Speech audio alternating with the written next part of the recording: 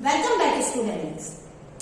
हमने अभी अपने पहले वीडियो में पत्र लेखन के पहले भाग अर्थात हमने अनौपचारिक पत्र के बारे में जाना। छात्रों, पत्र लेखन के इस दूसरे भाग में अब हम बढ़ेंगे औपचारिक पत्र की तरफ। विद्यार्थियों, पत्र लेखन के भाग 2 में औपचारिक पत्र के बारे में हम यह जान लें कि जिस तरह से आपने इसके पहले वीडियो में देखा कि अनौपचारिक पत्र लेखन करते समय हमने जो भी लेखन की गतिविधियों का आरंभ किया है वह अपने बाएं ओर से आरंभ किया है। ठीक वही बात हमें यहाँ पर भी ध्यान में रखनी है, तो इस एक बात को तो आप हमेशा याद रखेंगे। चलिए तो फिर बढ़ते हैं, हम औपचारिक पत्र के बारे में जान लें। छात्रों, औपचारिक पत्र अर्थात फॉर्मल लेटर, औपचारिक पत्र हम कब लिखते हैं उसके बारे में कुछ सामान्य सी विशेषताओं को जान लेते हैं।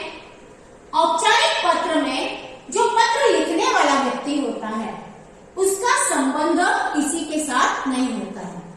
अगर संबंध होता भी है तो उस संबंध को पत्र लेखन में दिखाया नहीं जाता है। इसमें नियमों का पालन होता है। जब इनफॉर्मल लेटर अर्थात औपचारिक पत्र लेखन किया जाता है तो इसमें कुछ नियम्स होते हैं, कुछ नियम, रूल्स, रेगुलेशंस होते हैं, उनका हमें प्रयोग करना आवश्यक होता है। पत्रों को लिखते समय बहुत ही सावधानी बरतनी पड़ती है। औपचारिक पत्र लेखन करते समय हमें बहुत ही ध्यान देना पड़ता है, सावधानी पूर्वक पत्र लेखन करना होता है। भाषा शैली भी औपचारिक ही होती है। औपचारिक पत्र की जो भाषा शैली अर्थात जिस तरह की भाषा का प्रयोग हम लेखन करते समय करते हैं वह फॉर्मल होती है, अर्थात हमें उसमें फॉर्मल लैंग्वेज में राइटिंग करनी होती है, यानी उसमें हमें औपचारिकताओं को निभाना आवश्यक होता है। चलिए, अब जो औपचारिक पत्र होते हैं वे किस तरह के पत्र होते हैं, कैसे उसके उदाहरण होते हैं, जान लेते हैं उसके बारे में। औपचारिक पत्रों में प्रार्थना पत्र आते हैं। प्रार्थना पत्र जैसे कि शिकायत करना, जिसे हम शिकायती पत्र भी कहते हैं। जैसे मान लीजिए बच्चों कि आपके घर में जो पाइपलाइन कनेक्शन है उसमें कुछ दिनों से दूषित पानी का आगमन हो रहा है, अर्थात दूषित पानी आ रहा है, और उसका परिणाम क्या हो रहा है कि घर में और जहां कहीं भी इस पानी की सप्लाई की जा रही है उस पानी का उपयोग करने से लोग बीमार हो रहे हैं। तो आपका यहाँ पर क्या काम होता है कि आप इस दूषित पानी को बंद करवाने के लिए जो पानी के प्रबंधक हैं उनके लिए अर्थात बृहत मुंबई महानगर पालिका के लिए आप एक शिकायती पत्र लिखेंगे। तो इस तरह के जो पत्र होते हैं वे आते हैं प्रार्थना पत्र के अंतर्गत। अगला है सुधार। जैसे मान लीजिए आपके घर के आसपास की कुछ सड़क के अंदर कोई विकार आ गया है, सड़क टूटी हुई है, या फिर जो नाले बहते हैं घर के आसपास वे खुले हैं, वहां पर पानी जो है इकट्ठा हो रहा है, गड्ढा बन गया है, इस तरह की शिकायत करते हुए हम प्रार्थना के दौरान प्रार्थना करते हुए सुधार करने के लिए हम पत्र लिख सकते हैं। आवेदन के लिए लिखे जाने वाले पत्र, जब आप किसी तरह की नौकरी के लिए अपनी एप्लीकेशन करते हो यानी आवेदन करते हो तो उसके लिए भी पत्र लिखा जाता है, वह प्रार्थना पत्र के अंतर्गत आता है। कार्यालयीन पत्र, कार्यालयीन पत्र अर्थात जो सरकारी अफसरों के लिए लिखे जाने वाले पत्र होते हैं। ये सरकारी अफसरों या अधिकारियों या फिर स्कूल और कॉलेज के प्रधानाध्यापकों और प्राचार्यों को लिखे जाते हैं। अर्थात आप अपने स्कूल के लिए कोई पत्र लिख रहे हो तो वह स्कूल के दफ्तर की तरफ, अर्थात स्कूल के दफ्तर में जो हमारे हेड होते हैं वे होते हैं हमारे प्रिंसिपल यानी प्रधानाध्यापक, और उससे अधिक और ऊंचे पद पर है तो प्राचार्य। इस तरह से जो लिखे जाने वाले पत्र होते हैं वे होते हैं कार्यालयीन पत्र। अगला है व्यावसायिक पत्र। व्यावसायिक पत्र अर्थात जो व्यवसाय से यानी व्यापार से जुड़े हुए जो पत्र होते हैं वे पत्र आते हैं औपचारिक पत्र के अंतर्गत। इसमें कैसे पत्र होते हैं देखिए, दुकानदार को कुछ सामान मंगवाना है या कोई सामान बेचना है तो उसके लिए लिखा जाने वाला पत्र व्यावसायिक पत्र। प्रकाशक अर्थात जो प्रकाशन करते हैं, जैसे कि पुस्तकों का प्रकाशन हो रहा है या फिर न्यूज़पेपर में कुछ आपको छपवाना है तो उसके लिए किया जाने वाला जो पत्र लेखन होगा वो व्यावसायिक पत्र होगा। व्यापारी अर्थात जो व्यापार करने वाले होते हैं, कंपनी आदि को लिखे जाने वाले पत्र होते हैं वे व्यावसायिक पत्र। व्यवसाय में सामान खरीदने व बेचने अथवा रुपयों के लेन देन के लिए जो पत्र लिखे जाते हैं वे व्यावसायिक पत्र अर्थात औपचारिक पत्र कहलाते हैं। तो छात्रों, औपचारिक पत्र के अंतर्गत प्रार्थना पत्र, कार्यालयीन पत्र या फिर व्यावसायिक पत्र आते हैं। देखिए छात्रों, यहाँ पर औपचारिक पत्र के लिए एक उदाहरण के रूप में प्रश्न दिया गया है, ध्यान दीजिए सभी। 21 लक्ष्मी निवास, महात्मा गांधी मार्ग, भुसावल 425201, इसे पिन कोड कहा जाता है, से Sushil Kumar, police inspector, police station Shivaji Nagar, Bhusawal 425201 को लाउड स्पीकरों के शोर से होने वाली परेशानियों की शिकायत करते हुए पत्र लिखता है। अब जैसा कि छात्रों आपने अनौपचारिक पत्र लेखन के उदाहरण में देखा था, सुजाता बजाज या सुजीत बजाज, वहां पर एक लड़का और एक लड़की दोनों का नाम था, परंतु यहाँ पर सुशील कुमार का नाम आया है जो पत्र लिखने वाला व्यक्ति है और उसके घर का पता भी यहाँ पर आप देख रहे हैं और पत्र वो किसे लिखने वाला है, पुलिस स्टेशन के पुलिस इंस्पेक्टर को। यहाँ पर पुलिस थाने का भी पता दिया गया है। तो यहाँ पर हमारा पत्र का विषय क्या बन गया है कि वह जिस मोहल्ले में रहता है वहाँ पर कुछ लोग लाउड स्पीकर को तेज आवाज में बजा रहे हैं, जिसके कारण वहाँ पर के लोगों को परेशानी हो रही है, कुछ दिक्कतें हो रही है। तो किस तरह की दिक्कत हो रही है, किसे हो रही है, उसका उल्लेख इस पत्र में किया जाने वाला है।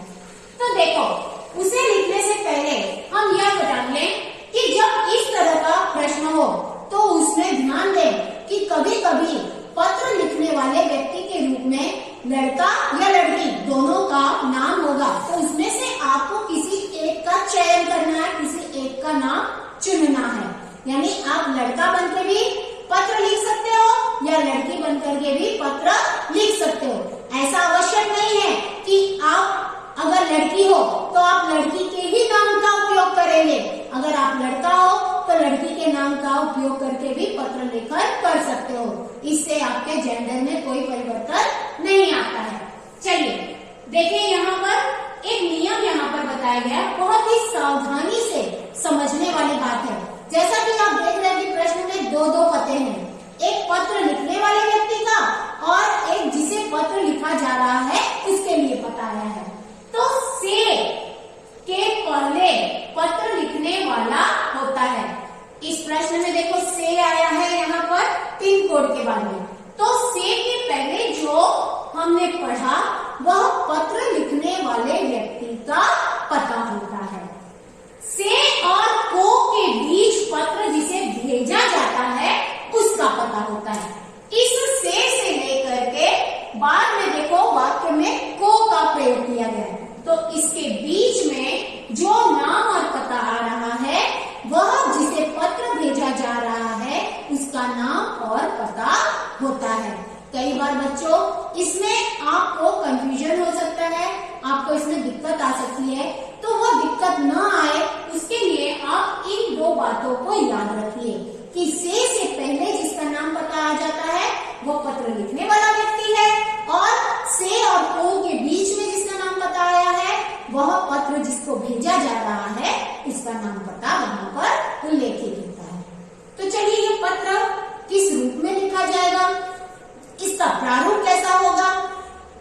पत्र है तो ई पत्र के रूप में औपचारिक पत्र हम कैसे लिखेंगे उससे जान लेते हैं।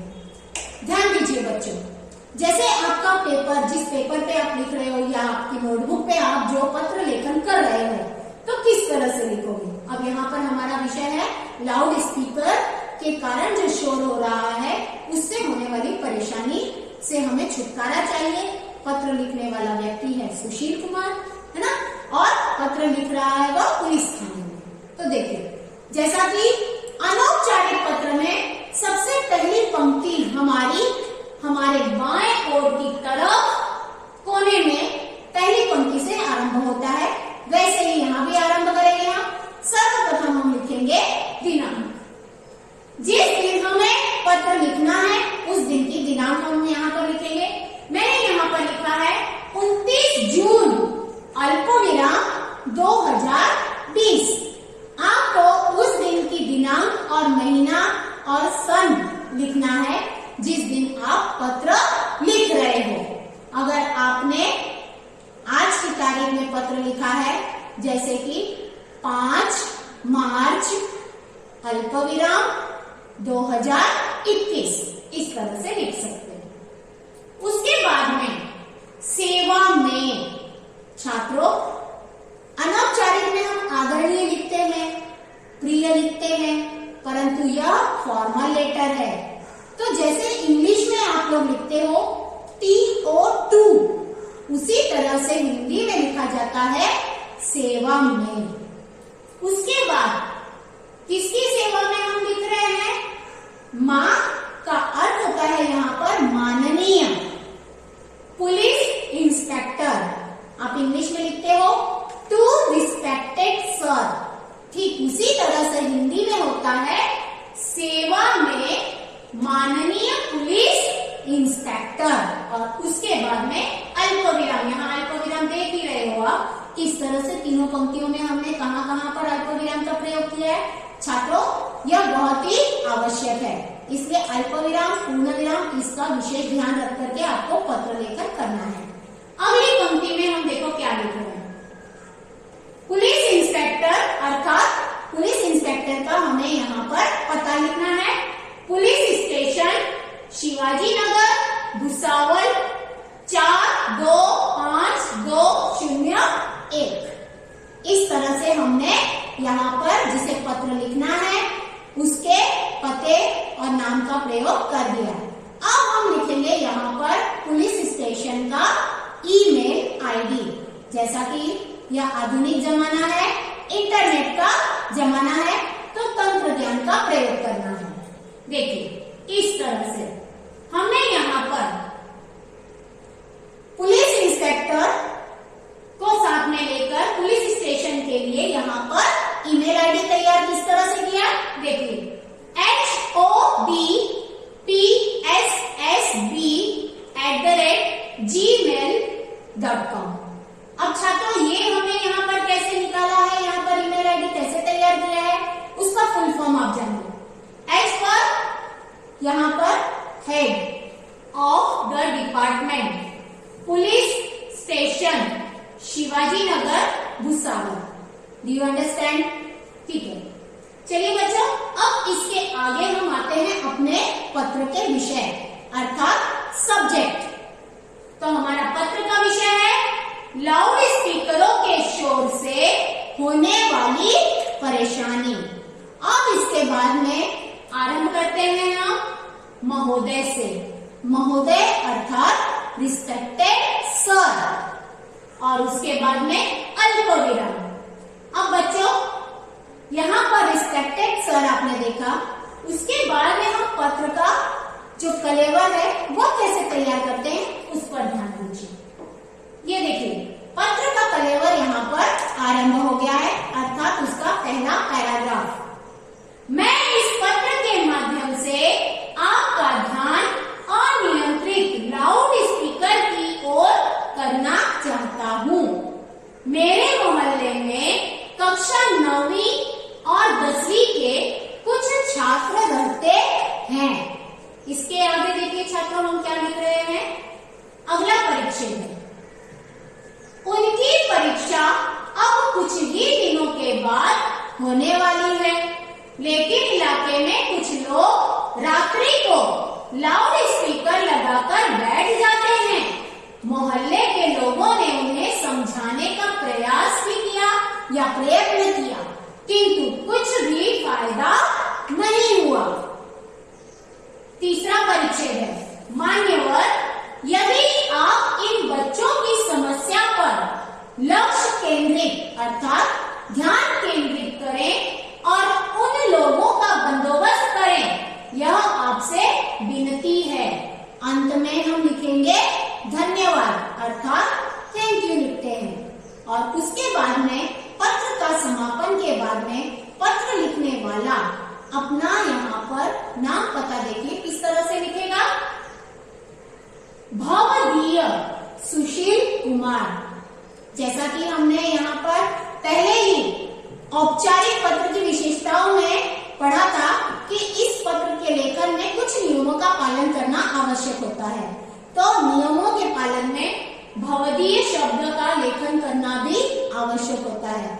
हम यहाँ पर भवदीय लिख रहे हैं, जैसे कि आप इंग्लिश में लिखते हो थैंकिंग यू या फिर योर्स फैथफुली इत्यादि शब्द लिखते हो, वैसे ही यहाँ पर है भवदीय। अगर लड़की लिखेगी तो वह लिखेगी भवदीया। उसके बाद में अल्पविराम। पत्र लिखने वाले व्यक्ति के यहाँ पर हस्ताक्षर होंगे, वही बात यहाँ पर है, हस्ताक्षर अर्थात केवल नाम लिखना होता है। यहाँ पर हस्ताक्षर इन शॉर्ट नहीं लिखा जाता है। उसके बाद में पत्र लेखन करने वाले व्यक्ति का पता यहाँ पर आता है और ईमेल एड्रेस अर्थात उसका ईमेल आईडी यहाँ पर लिखा जाता है। 21 लक्ष्मी निवास अल्पविराम, महात्मा गांधी मार्ग अल्पविराम, भुसावल 425201। पिन कोड नंबर हमेशा 6 अंकों का होता है, ध्यान में रखिए बच्चों। उसके बाद में सुशील कुमार का हमने यहाँ पर ईमेल आईडी तैयार किया है,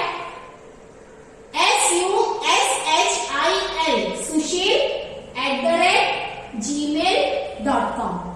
तो इस तरह से हमारा यह पत्र यहाँ पर पूर्ण होता है। छात्रों, पत्र पूर्ण होने पर आपको उसका प्रारूप इस तरह से नजर आएगा। हालांकि आपको स्क्रीन पर लिखा हुआ छोटे अक्षर होने की वजह से दिखाई नहीं दे रहा है, लेकिन यहाँ पर यह पूर्ण रूप से तैयार किया गया औपचारिक पत्र है। तो छात्रों, अब आप औपचारिक पत्रों में इस तरह के पत्र के और भी अन्य उदाहरण होते हैं, जैसे कि आपके बिजली का बिल अधिक रुपयों में आ रहा है, उसके रुपए अधिक आ रहे हैं, जबकि आपकी बिजली खर्च अधिक नहीं हो रही है, तो आप उसके लिए शिकायत करते हुए बिजली विभाग को पत्र लिख सकते हो, उसके व्यवस्थापक को पत्र लिख सकते हो, या फिर आपके यहाँ पर आपने कोई बहुत ही महंगी वस्तु, जैसे मान लीजिए आपने कोई टीवी सेट खरीदा है और आपका टीवी सेट 15 दिनों तक अच्छी तरह से चल रहा था, लेकिन 15 दिनों के बाद में वह ठीक से काम करना बंद कर देता है। टीवी सेट हो या कंप्यूटर सेट हो या चाहे कोई भी इलेक्ट्रॉनिक वस्तु आपने महंगी है खरीदी है और उसकी वारंटी भी है, और वारंटी के चलते हुए वह 15 दिन में या 1 महीने बाद में ठीक से काम करता नहीं है, तो आप उसकी शिकायत करते हुए भी आप पत्र लिख सकते हो। तो इस तरह के जो पत्र होते हैं वे फॉर्मल लेटर अर्थात औपचारिक पत्र होते हैं। उम्मीद करती हूँ कि आप सभी पत्र लेखन को अच्छी तरह से जान गए होंगे। थैंक यू, धन्यवाद।